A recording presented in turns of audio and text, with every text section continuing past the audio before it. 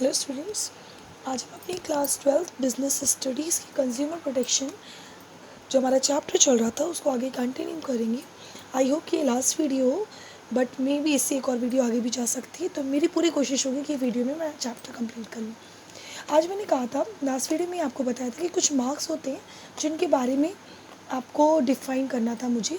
तो ये मैंने मार्क्स की पिक्चर्स बना रखी होगी, आप अपनी बुक्स में भी ये सर्च कर सकते हो।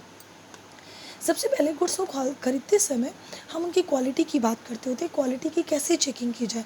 तो उसके लिए डिफरेंट प्रोडक्ट्स के डिफरेंट मार्क्स डिफाइन किया गया।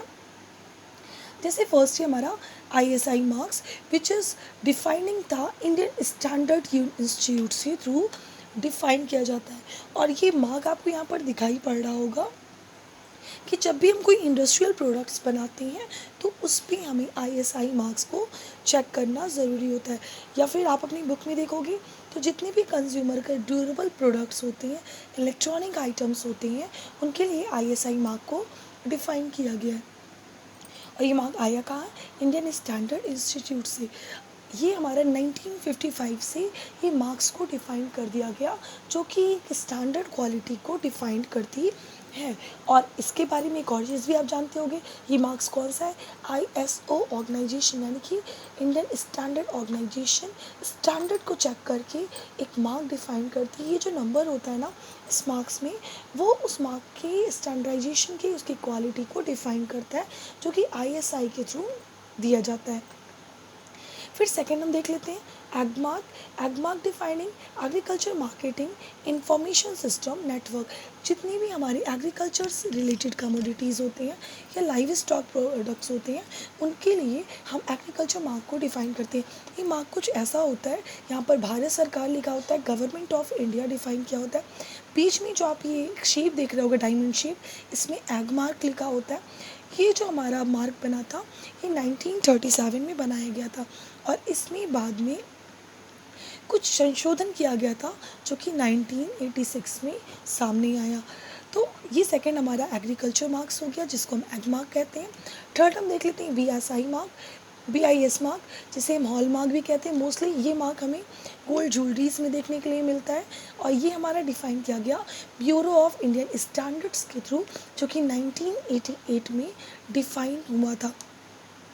इस मार्क का ये डायग्राम ऐसा ही होता है, और यहाँ पर लिखा होता है मानक पथ प्रदर्शक या ब्यूरो ऑफ इंडियन स्टैंडर्ड्स। ये डिफ़ाइन करता है कि जो आप गोल्ड परचेज़ कर रहे हो उसकी क्या क्वालिटी है। इसलिए जब भी आप ऐसी चीज़ें रिलेटेड चीज़ों को परचेज़ कीजिए, तब आप इन मार्क्स को ज़रूर से वॉच करके ही गुड्स को परचेज़ करें। नेक्स्ट हमारा होता है wool marks. Wool marks is always identify the quality of wool, जो कि ऊन की क्वालिटी को डिफ़ाइन किया जाता है। ये वुल मार्क जो है हमारी वुल कंपनी से रिलेटेड है, और बाद में इसका जब रेक्टिफिकेशन हुआ in the year of the 2007, एक कंपनी है हमारी ऑस्ट्रेलियन वुल इनोवेशन लिमिटेड, AWI के नाम से, AWI उस कंपनी का नाम है, और उसी के थ्रू यहाँ पर स्टैंडर्डाइजेशन दिया गया। अब AWI की फुल फॉर्म होती है ऑस्ट्रेलियन वुल इनोवेशन लिमिटेड। तो वहाँ से ही हमारा ये जो वुल मार्क का ये मार्क डिफ़ाइन किया है, कुछ और नहीं, वहाँ का एक उस कंपनी का एक ट्रेड मार्क है, और ये वुल की यानी ऊन की क्वालिटी को शो करता है। एंड लास्ट हम देख लेते हैं इको मार्क। इको का मार्क का आपको मतलब पता ही है। इको मार्क का मतलब होता है वो सारे प्रोडक्ट्स जो हमारे इन्वायरमेंटल फ्रेंडली प्रोडक्ट्स होते हैं, उसमें हमें एक ये मार्क देखने के लिए मिलता है, वो हमारा इको मार्क कहलाता है। तो इन्वायरमेंट से रिलेटेड जो हमारे मार्क्स होंगे वो इको मार्क होगा। ये भी आया हमारा 2000, आया तो वैसे था 1991 में, हमने इको मार्क डिफ़ाइन कर दिया गया था। तो स्टूडेंट्स ये इंपॉर्टेंट है, आप देख लीजिएगा। ईयर इंपॉर्टेंट नहीं है, बट सिर्फ नॉलेज के लिए मैंने प्रोवाइड कर दिया, लेकिन आपको ये पता होना चाहिए ये सारे मार्क्स होते किस लिए हैं। एक फूड प्रोसेसिंग, ऐसे कई सारे मार्क्स भी आपको देखने को मिलेंगे। आप चाहो तो इसे गूगल पे सर्च कर सकते हो, या फिर आपकी बुक में जितने भी डिफ़ाइन किए हैं आप उनको भी पढ़ सकते हो। तो ये हमारा हो गया कंज्यूमर प्रोटेक्शन के मार्क्स इंडिकेटिंग। अब हम नेक्स्ट बात कर लेते हैं redressal agencies under the consumer protection act 1986 and their adjudications. तो हम मैंने जैसे स्टार्टिंग में जब मैं कंज्यूमर प्रोटेक्शन एक्ट आपको बता रही थी, तो मैंने वहाँ बताया था हमारे 3 टियर कंज्यूमर ग्रीवलेंस मशीनरी होती है कंज्यूमर प्रोटेक्शन एक्ट 1986 के थ्रू। पहला हमारा होता है डिस्ट्रिक्ट फोरम, सेकंड होता है हमारा स्टेट कमीशन एंड थर्ड होता है हमारा नेशनल कमीशन। तो सबसे पहले डिस्ट्रिक्ट फोरम एक एक करके हम जान लेते हैं क्या क्या होगा। सबसे पहले देख लेते हैं डिस्ट्रिक्ट फोरम। डिस्ट्रिक्ट फोरम का मतलब होता है जो हमारे डिस्ट्रिक्ट लेवल पे केस को सॉर्ट आउट करने की कोशिश की जाए। इसमें भी एक लिमिटेशन बनी हुई है, अगर आपकी गुड्स एंड सर्विसेज के लिए जिसके लिए आपने केस किया है वो अगर आपका 20 लाख रुपए से ज़्यादा नहीं होता है तभी आप डिस्ट्रिक्ट फोरम में केस कर सकते हो। मेंबर देख लेते हैं। फर्स्ट मेंबर इसमें क्या होता है, 1 प्रेसिडेंट होना चाहिए और 2 other members, it means 3 member total होंगे हमारे पास, जिसमें से एक मेंबर का वुमेन होना ज़रूरी होता है।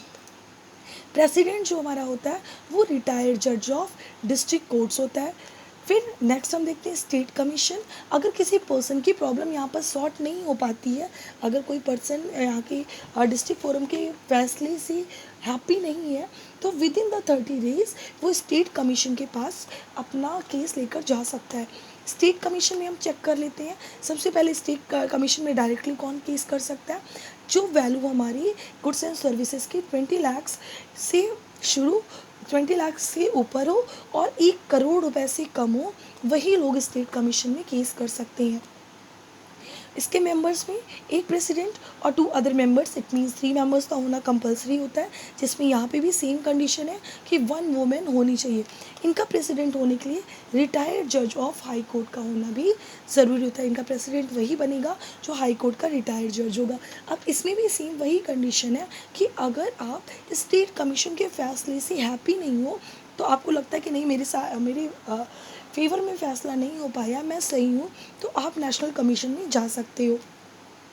After with in the 30 days आपको नेशनल कमीशन के पास जाना पड़ेगा। नेशनल कमीशन देख लेते हैं, जिसमें हमारा जो गुड्स एंड सर्विसेज है इसकी जो वैल्यू है वो 1 करोड़ रुपये से एक्सीड होनी चाहिए, ज़्यादा होनी चाहिए। मेंबर एक प्रेसिडेंट और 4 अदर मेंबर्स होते हैं, यानी टोटल 5 मेंबर्स होते हैं, जिसमें से एक वुमेन होती है हमारी, और प्रेसिडेंट वर्किंग और रिटायर्ड जज ऑफ सुप्रीम कोर्ट होना चाहिए। अब इसके अलावा भी अगर कोई पर्सन इन नेशनल कमीशन पे भी आके सेटिस्फाइड नहीं होता, तो वो सुप्रीम कोर्ट में with in the 30 days appeal कर सकता है। तो स्टूडेंट्स, ये हमारी रेडरेसल एजेंसीज होती हैं और ये बहुत इंपॉर्टेंट है आपके क्लास में।